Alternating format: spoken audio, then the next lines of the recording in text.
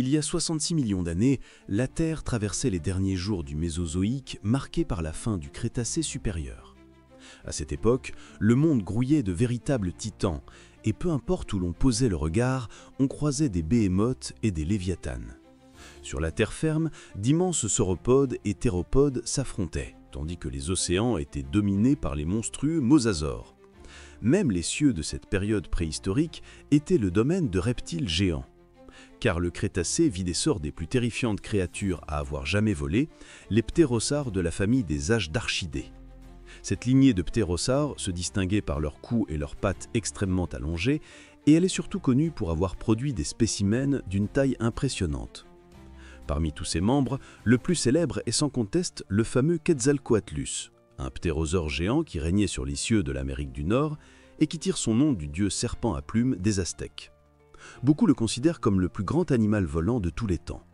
Pourtant, ce titre revient plutôt à un autre âge d'Archidés qui vivait exactement à la même époque et qui était probablement encore plus massif, en faisant le véritable roi des airs, la plus grande créature volante de l'histoire, l'Adzegopteryx. Cet animal colossal fut découvert dans les années 1970 lorsque 2 gros fragments de crâne et d'humérus furent exhumés par un groupe d'étudiants en Roumanie. Ces os étaient si imposants que les paléontologues qui les étudièrent pensèrent d'abord avoir affaire à un nouveau type de théropode. Mais en examinant la forme des os, ils réalisèrent rapidement qu'il s'agissait d'un ptérosaure d'une envergure proprement gargantuesque.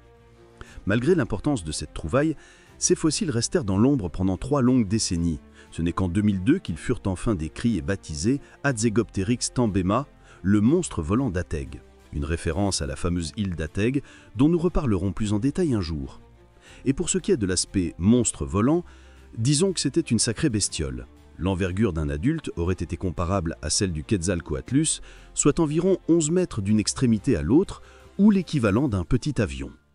Mais plusieurs paléontologues estiment que notre Adzegopteryx était encore plus massif que son cousin américain, avec un humérus légèrement plus long, menant à une nouvelle estimation de 12 mètres d'envergure, surpassant ainsi tout oiseau ou ptérosaure connu.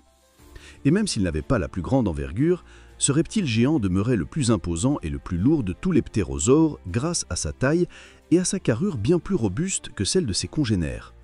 Il atteignait en effet une hauteur impressionnante de 5 mètres, similaire à celle d'une girafe, avec des proportions qui le rendaient bien plus lourd que les autres ptérosaures géants du Crétacé, comme le Quetzalcoatlus.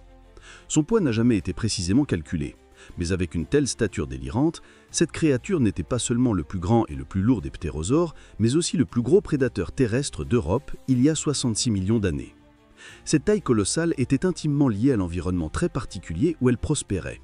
En effet, à cette époque, l'Europe n'était qu'un vaste archipel d'îles de taille variée. Celle qui nous intéresse, l'île d'Ateg, avait une superficie comparable à celle de l'Irlande et était isolée à plus de 300 km de toute terre émergée, en faisant un endroit unique au monde. Il n'y avait pas de théropodes géants et d'ailleurs peu de prédateurs d'envergure. L'Adzegopteryx s'appropria donc le rôle de super-prédateur, sa taille lui permettant d'écraser toute concurrence ou menace au sol. Et il ne comptait pas seulement sur ses dimensions.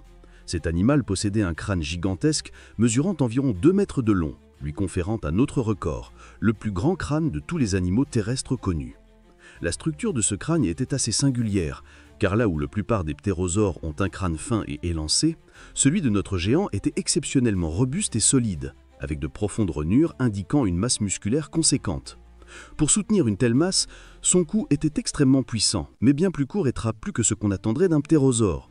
Ce cou puissant était renforcé par une musculature abondante, offrant une grande maniabilité au crâne. Des recherches suggèrent qu'il était si fort qu'il pouvait supporter 10 fois la masse totale de l'animal. Cette force, combinée à la robustesse et aux proportions du crâne, a conduit les scientifiques à penser que ce ptérosaure avait une méthode de chasse unique par rapport à ses cousins. En effet, il aurait développé la capacité de tuer et de dévorer des proies bien plus grosses que lui, peut-être même des dinosaures de taille respectable. Comme on pouvait s'y attendre, l'île d'Ateg jouait un rôle majeur dans le gigantisme de l'Adzegopteryx. Mais elle provoqua aussi l'effet inverse chez bon nombre d'autres animaux. Avec des ressources limitées, les dinosaures devinrent minuscules, offrant de parfaits exemples de gigantisme et de nanisme insulaire. Cela mena à l'apparition de multiples espèces de dinosaures nains, comme de petits hadrosaures et titanosaures. Ainsi, de bon nombre de ces petits dinosaures vivant sur l'île devaient tomber victimes de cet horrible monstre volant, succombant sous ses puissants coups de bec. Il a même été proposé qu'il tuait les plus grandes proies de manière barbare, en les poignardant à répétition jusqu'à ce qu'elles se vident de leur sang. Bien sûr, les espèces plus petites et les autres animaux de l'île figuraient aussi à son menu.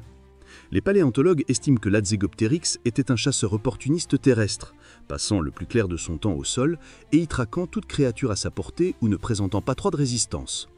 Bien qu'il fût un animal plutôt terrestre, il était bel et bien capable de voler, comme en témoignent ses ailes encore très développées et comparables à celles des autres ptérosaures. Sa taille n'était donc pas un handicap, bien au contraire. Avec un crâne aussi gigantesque, les paléontologues avaient supposé qu'il devait y avoir un truc pour limiter le poids et permettre le vol. Il fut ainsi suggéré que la structure du crâne était creuse, ce qui fut confirmé par la découverte de pores sur les fossiles du bec, allégeant l'ensemble tout en préservant sa solidité. De plus, ces os contenaient des structures très uniques chez les ptérosaures, étrangement similaires au polystyrène extrudé. Cette adaptation singulière l'aida sans doute à compenser son immense stature, même si décoller devait être un vrai défi. L'Adzegopteryx aurait pu s'élancer de ses 4 membres en se sautillant pour se propulser dans les airs. Pendant longtemps, on pensait que ce ptérosaure était un excellent voyageur, capable de parcourir d'immenses distances sans pause grâce à sa grande envergure. Mais une récente étude, avec de nouveaux calculs, propose plutôt que, à cause de ses proportions démesurées, il n'était pas si à l'aise en vol, préférant des trajets courts. L'hypothèse actuelle est qu'il ne volait que pour passer d'un terrain de chasse à un autre, traversant rapidement l'île d'Ateg à la recherche de proies. Ce fut un avantage majeur pour ce grand prédateur, car cette île était très boisée, un écosystème difficile d'accès pour d'autres grands animaux. Elle était aussi sillonnée de nombreuses rivières et cours d'eau qui, couplés à ces forêts denses, en faisaient un petit paradis perdu. Enfin, si on oublie la présence du terrible Adzegopteryx. De nombreux animaux partageaient cet écosystème, avec toute une variété de dinosaures nains, comme le balourd, le magyarosaure, le polutitane, le telmatosaure, le zalmoxès, le strutiosaure, le brachycnème, l'éloptérix, l'euronix et quelques autres encore non identifiés, notamment un possible théropode. Mais il y avait aussi une foule d'autres créatures, comme l'Allodaposuchus, le Doratendon, le Haenina, le Cogaionon, le Barbatodon, le Litevoy, l'Einbeklis, l'Albanerpeton, le Théus, le Discoglossus et un grand serpent non identifié. Enfin, l'Adzegopteryx partageait cette île avec 3 autres Ashdarchidés plus petits, dont les envergures variaient de 3 à 5 mètres. Quelques fossiles de Pteranodontidae furent aussi retrouvés, mais ils restent en cours d'identification. Ce qui est certain, c'est qu'aucun n'égalait la carrure de cette idieuse girafe carnivore volante. Il est donc clair que cet animal était de loin le plus grand carnivore, tant dans les airs que sur la terre ferme. Cet oiseau de malheur dominait ainsi le paradis tropical qu'était l'Europe du Crétacé, rendu possible par un climat bien plus chaud à l'époque. Malheureusement pour l'Adzegopteryx, son règne fut de courte durée, car la fin du Crétacé approchait à grands pas avec l'arrivée d'une certaine météorite. Ainsi s'acheva le règne des dinosaures non aviens, mais aussi celui des ptérosaures, incluant le plus grand et le plus fantastique animal à avoir jamais sillonné les cieux.